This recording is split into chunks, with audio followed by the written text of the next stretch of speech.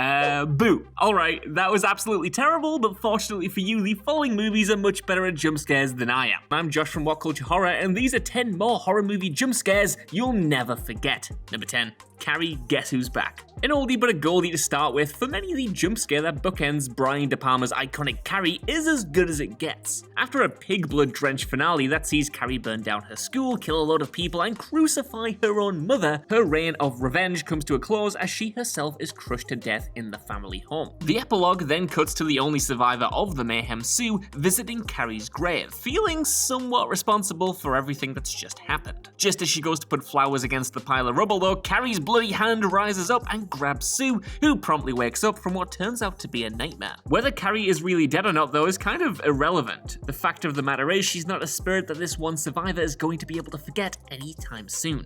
Number 9. Saint Maud, the Demon in the Bed. Saint Maud is one of the most effective horrors of 2020, but it's surprisingly sparse when it comes to jump scares. Most of the suspense comes from the mood of the piece, as well as the central performance of Maud, a troubled carer with a traumatic past. Still, the movie indulges in a few supernatural asides here and there, including one supremely horrifying set piece towards the end. Here, Maud has broken into the home of her former patient Amanda in an attempt to, in her own eyes, save Amanda's soul before she dies. When Amanda tells Maud that God isn't real and the pair are all alone though, Maud then imagines her as a literal demon, and the frail woman suddenly becomes animated, her body supernaturally contorting. It's a completely unexpected change of pace and expertly externalizes Maud's fractured psyche. Number 8. The Ring, What Is That Face? When I was first getting into horror as a far too young lad, there was little scarier than The Ring. The concept was already terrifying. Watch a cursed videotape that prophesizes your death in 7 days' time, and wait it out until a horrific drowned ghost girl called Samara crawls out of your TV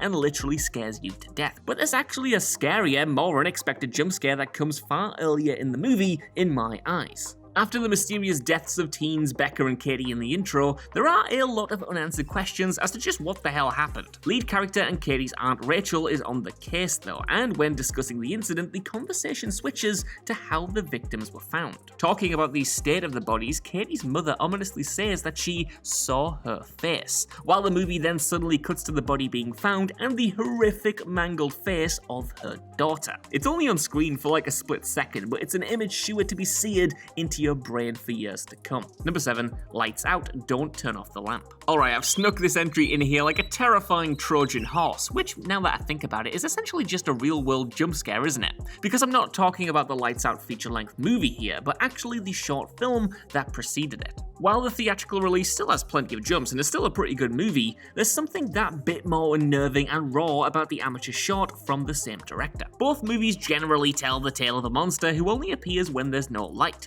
leading to some terrifying scares where characters are flicking light switches on and off as the silhouetted monster gets closer. The short focuses entirely on one scene though, where a woman home alone realizes that this figure is stalking her.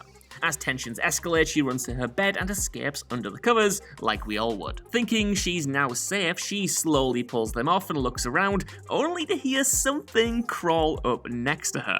Turning around, she finally sees the horrifying face of the monster, who switches off the one remaining light. Yeah, you can tell why Hollywood was quick to snap this one up. Number 6. American Werewolf in London, David's Dream. What makes American Werewolf in London such a great werewolf movie is just how surreal it is. It's ostensibly the standard story of one man, in this case David, slowly realizing he's becoming a lycanthrope, but his growing link with the supernatural is explored through thrilling dream sequences and hallucinations. These come after he's bitten and recuperating in hospital, and while some are action-packed, others are just downright traumatizing. One particularly terrifying dream sees him visualizing himself running through the wilderness naked. Later, he pictures himself on his hospital bed in the woods when the nurse he fancies comes to check on him. Here, the asleep David suddenly wakes up and his previously human face has transformed into a ghoulish pale white. His eyes have turned into a truly demonic color, and he's sprouting huge animalistic fangs. It is a great scare and adds to the foreboding atmosphere that David is soon going to be less than human. Number 5, The Conjuring 2, Valak is behind you. Say what you want about the hugely popular Conjuring franchise, but it absolutely knows how to string together a good jump scare. The James Wan directed entries are particularly skilled at this, unsurprising considering just how good the filmmaker is at making effective crowd pleasers, but one sequence in The Conjuring 2 takes the cake. The demon nun Valak is already a superb villain in the sequel, even if she was neutered somewhat in her own spin-off,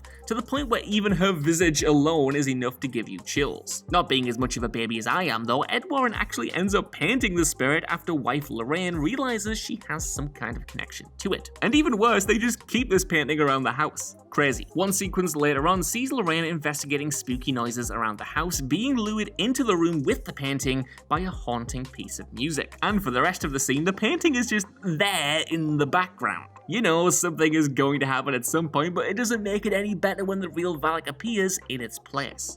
Number 4, Blade, It's Alive. Despite being an enormously gory movie about vampire gods, Blade isn't all that scary, at least the first one. It's an action movie first and foremost, and it's a bloody good one at that. Still, the few scares in there do hit the jackpot, namely an early stinger involving a couple of doctors, Karen and Curtis, and a completely charred and presumably dead vampire on the operating table. During an autopsy of the body, the pair are discussing their past, until a vampire suddenly jumps up and viciously bites Curtis on the neck. It's such a good, surprising scare, with an excellent payoff. The look of the vampire alongside just how brutal the kill is and the subsequent carnage he causes is a shock to the system, and shows just how powerful the undead are in this universe. Hell, even the arrival of Blade himself on the scene isn't quite enough to calm the nerves. Number 3, The Exorcist 3, just a trim please. The Exorcist 3 is one of the more controversial movies on this list. Some horror fans swear by it, others think it's rightly overlooked, and others still have no idea it even exists. For my money though, it is a completely worthy sequel, despite the studio's best efforts,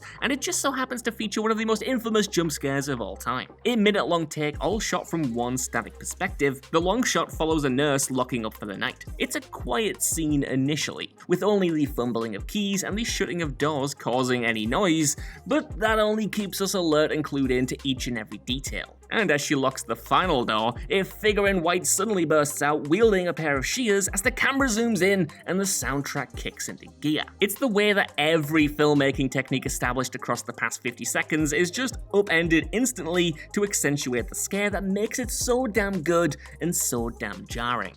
Number 2, Sinister, The Lawnmower Man. While surprise is of course key for an effective jump scare, the ones that stand the test of time are actually those that still hit you when you know they're coming. And when it comes to Sinister's now iconic lawnmower jump, you couldn't move on social media at the time for people talking about this specific scene. Hell, I vividly remember seeing everyone discussing it on Twitter at the time, to the point where I spent the whole damn movie just waiting for it to happen. The thing is though, when it did, it still scared me silly, it's just that good. Sinister itself is all about creepy homemade supernatural snuff films, and a selection of these found footage oddities are shown throughout the flick. The scene in question comes from one of these, a simple point of view shot of someone using a lawnmower in the middle of the night, which is already psychotic. The narrow field of view, the way the scene is lit by only a small torch, and the incredible building score creates the sense that something truly terrible is about to happen, and it absolutely is.